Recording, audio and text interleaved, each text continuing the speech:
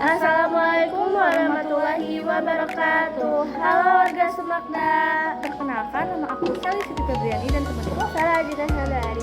kami dari jurusan Kimia Analis SMK Negeri 2 Cilaku Cianjur. Oke. Sebelumnya di sini kami akan menunjukkan hasil penelitian kami tentang penurunan kesadaran air sumur menggunakan absorben kulit kacang tanah. Apa sih kesadaran air itu? Sebelumnya, kesadaran air itu yaitu parameter kesadaran suatu air yang dimana kandungan Ca2+ atau kalsium dan Mg2+ yang tinggi dalam bentuk garam karbonat. Dampaknya, efektivitas sabun dan deterjen hingga dapat menimbulkan kerak pada kapel ataupun saluran air. Oleh karena itu, kami menggunakan kacang tanah. Kulit kacang tanah yang biasanya dibuang begitu saja memiliki potensi untuk menyerap ion-ion penyebab kesadaran air. Kulit kacang tanah mengandung selulosa dan lignit yang mampu menyerap ion-ion kalsium dan magnesium. Nah, langsung saja kita bahas hasil data praktikum kami dari penurunan kesadaran air sumur menggunakan absorben kulit kacang tanah. Tujuan dari penelitian ini yaitu 1. Menentukan kesadaran air sumur sebelum dan sesudah menggunakan absorben kulit kacang tanah berdasarkan data hasil percobaan. Yang kedua, menganalisis pengaruh waktu kontak terhadap daya serap absorben pada penurunan kesadaran air sumur berdasarkan hasil percobaan. Kemudian ada prinsip kerja dari praktikum ini, yaitu titrasi yang terjadi akibat pembentukan ion kompleks yang larut namun sedikit terionisasi. Reaksi pembentukan kompleks terjadi antara ion logam dengan zat pembentuk kompleks atau ligan. Di sini juga ada dasar teori. Dasar teori menjelaskan titrasi kompleksometri adalah jenis titrasi yang digunakan untuk menentukan kadar logam dalam suatu larutan dengan memanfaatkan pembentukan senyawa kompleks antara kation logam dengan zat pembentuk kompleks. Titrasi kompleksometri adalah salah satu metode kuantitatif dengan memanfaatkan reaksi kompleks antara ligan dengan ion logam utamanya. Yang umum di Indonesia adalah EDTA disodium etilen diamin tetraasetat. Reaksi yang terjadi dapat dituliskan sebagai berikut, di mana H2Y2- merupakan bentuk EDTA dalam larutan. Alat dan bahan yang kami gunakan, yang pertama alat gelas, yaitu kaca alergi, Erlenmeyer, batang pengaduk, corong saring, bulet, gelas kimia, gelas ukur, dan pipet ukur. Adapun bahan yang kami gunakan yaitu CaCO3, larutan buffer sel minyak, indikator EBT, Na2 EDTA, NaOH, indikator muroside, air sadar, kulit kacang tanah, dan kertas saring. Adapun alat non-gelas yang kami pakai yaitu statif, klem, spatula, dan rem. Adapun alat instrumen yang kami gunakan yaitu neraca analitik untuk menimbang, magnetic stirrer untuk mengaduk, dan hot plate. Selanjutnya, mari kita simak langkah kerja yang telah kami lakukan untuk penurunan kesadaran air menggunakan absorben kulit kacang tanah. Yang pertama kita lakukan yaitu standarisasi larutan baku primer CaCO3, yaitu 1. Masukkan larutan CaCO3 10 ml ke dalam Erlenmeyer. Yang kedua, pipet 1 ml larutan buffer sel minyak ke dalam Erlenmeyer. Yang ketiga, timbang indikator EBT 0,01 gram dan titrasi dengan Na2 EDTA 0,01 molaritas. Kemudian kalian lakukan duplo. Kemudian kalian catat volume titrasinya. Yang kedua, kita lakukan penentuan kesadaran total inlet. Yang pertama, kita masukkan 25 ml air sadah ke dalam Erlenmeyer.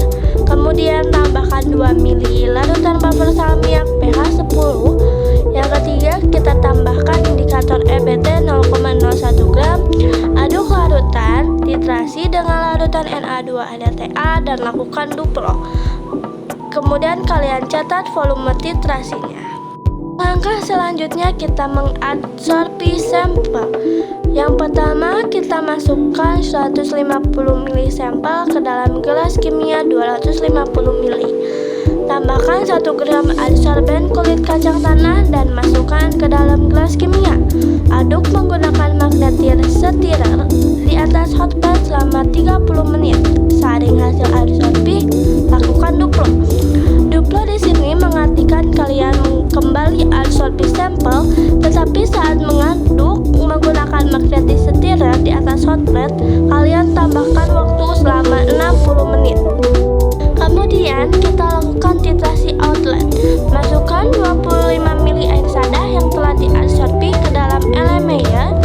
Masukkan 2 ml buffer salmiak pH 10 ke dalam LMEA. Tambahkan indikator EVT 0,01 gram dan aduk larutan. Titrasi dengan larutan Na2-EDTA 0,1 molaritas. Lakukan duplo. Langkah terakhir kita lakukan titrasi menentukan kadar Ca outlet. Masukkan 25 ml sampel yang telah diadsorpsi ke dalam LMEA. Masukkan NaOH 1 normal. Tambahkan indikator Murside 0,03 gram. Masukkan ke dalam LMEA. Kemudian titrasi menggunakan Na2-EDTA 0,01 molar. Lakukan duplo. Kita memasuki data hasil pengamatan. Di sini ada 4 tabel. Yang pertama, tabel standarisasi larutan CaCO3 dan larutan Na2-EDTA. Dikarenakan pada standarisasi kita tidak melakukan duplo, maka volume yang didapatkan sebagai berikut. Pada tabel kedua menunjukkan titrasi kadar Ca sebelum adsorpsi. Didapatkan volume air sumur 25 ml, volume Na2-EDTA 20 ml dan 19 ml dengan rata-rata 19,5 ml. Pada tabel berikutnya yaitu titrasi kesadahan total sebelum adsorpsi. Volume air sumur yang kita pakai yaitu 25 ml, volume Na2-EDTA 12,6 ml, 11,8 ml dengan rata-rata 12,2 ml. Tabel berikutnya menunjukkan titrasi kesadahan total setelah adsorpsi selama 30 menit. Volume air sumur yang kita pakai 25 ml, volume Na2-EDTA 4,9 ml dan 3,1 ml dengan rata-rata 4 ml. Kemudian kita amati lagi data hasil pengamatan. Pada tabel pertama menunjukkan titrasi kadar Ca setelah adsorpsi selama 30 menit dengan volume air sumur 25 ml, volume Na2-EDTA 2,8 ml dan 2,9 ml dengan rata-rata volume Na2-EDTA 2,85 ml. Pada tabel kedua menunjukkan titrasi kesadahan total setelah adsorpsi 60 menit atau selama 1 jam. Volume air sumur yang kita gunakan yaitu masih sama 25 ml dan volume Na2-EDTA yaitu 1,7 ml dan 1,7 ml dengan rata-rata volume Na2-EDTA 1,7 ml. Kemudian pada tabel terakhir menunjukkan titrasi kadar Ca setelah adsorpsi selama 60 menit atau 1 jam dengan volume air sumur 25 ml, volume Na2-EDTA 3,1 ml, 3,5 ml dengan rata-rata 3,3 ml. Setelah kita simak data hasil pengamatan, mari kita simak perhitungan awal, di mana yang pertama pembuatan larutan Na2-EDTA 0,931 gram dengan molaritas 0,01 molaritas, di mana rumus awalnya massa sama dengan molaritas dikali moralitas dikali volume dibagi 1000 menghasilkan massa 0,931 gram. Yang kedua, pembuatan NaOH 4 gram dengan normalitas 1 normalitas, di mana rumus awalnya massa sama dengan N dikali BE dikali volume dibagi 1000 menghasilkan massa 4 gram. Yang ketiga, pembuatan larutan CaCO3 0,25 gram dengan 0,01 molaritas, di mana massa dikali N dikali BE dikali volume sama dengan menghasilkan 0,25 gram. Kemudian kita simak perhitungan akhirnya, di mana yang pertama kita menghitung kadar kesadaran total sebelum adsorpsi. Di mana rumus menghitung kesadaran total yaitu kesadaran total sama dengan 1000 per VCU dikali V EDTA dikali M EDTA dikali 100. VCU adalah volume sampel yang kita gunakan yaitu 25 mili. V EDTA yaitu volume rata-rata EDTA yang kita gunakan yaitu 12,2 mili. M EDTA yaitu molaritas EDTA 0,01 molaritas. Cara menghitungnya yaitu 1000 dibagi 25 menghasilkan 40 dikali volume rata-rata EDTA yang digunakan yaitu 12,2 mili dikali molaritas EDTA yaitu 0,01 molaritas dikali 100 menghasilkan 488 mg CaCO3 per L. Yang kedua, kita menghitung kadar Ca sebelum adsorpsi. Mohon maaf, di sini terjadi kesalahan penulisan rumus, yang dimana rumus sebenarnya yaitu kadar Ca mg Ca per liter sama dengan 1000 per VCU dikali V EDTA dikali M EDTA dikali 40. Mana 1000 dibagi 25 mili dikali 19,5 mili dikali 0,01 molaritas dikali 40 menghasilkan kadar Ca-nya 312 mg Ca per liter. Di mana 1000 dibagi 25 mili 488 dikurang 312 dikali 0,01 molaritas dikali 24,3 menghasilkan 40 dikali 176 dikali 0,01 dikali 24,3 menghasilkan 1710 mg per L.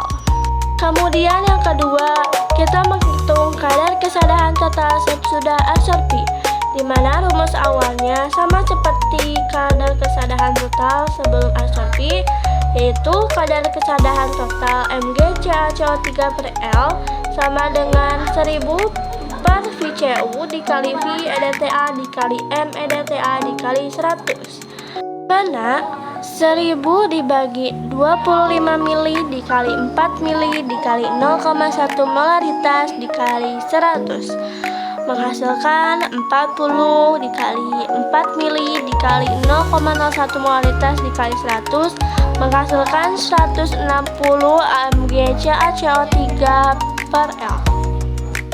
Kemudian kita menghitung kadar Ca sesudah adsorpsi, di mana kadar Ca mg Ca per L sama dengan 1000 per VCU dikali V EDTA dikali M EDTA dikali 40 sama dengan 1000 dibagi 25 mili dikali, mohon maaf di sini ada kesalahan, di mana V EDTA-nya 2,85 mili dikali 0,01 molaritas dikali 40 sama dengan menghasilkan 45,6